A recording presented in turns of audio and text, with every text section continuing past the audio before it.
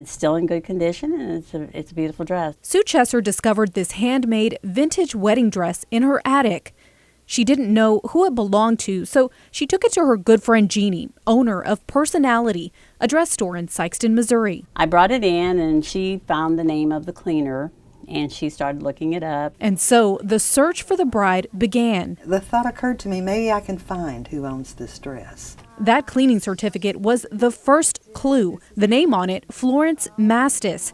The women reached out to her and learned Florence had that dress dry cleaned in 1981 after her daughter-in-law, Vicki, got married. Well, it wasn't very long that Vicki called me back, and she said, "That's my gown." While Vicki wore the dress on her wedding day, it didn't belong to her. She'd borrowed it for her big day. So Jeannie wanted to find out who loaned Vicki that dress over 3 decades ago. End of story? No. The end of the story is that I had to find this mysterious woman.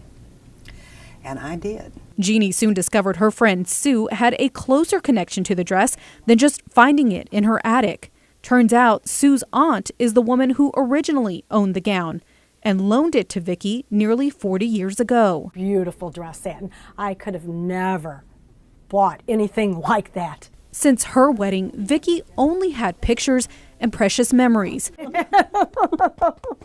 Until Sue decided to reunite her with the dress she'd only had for one day. Oh my gosh, that's the one I wore.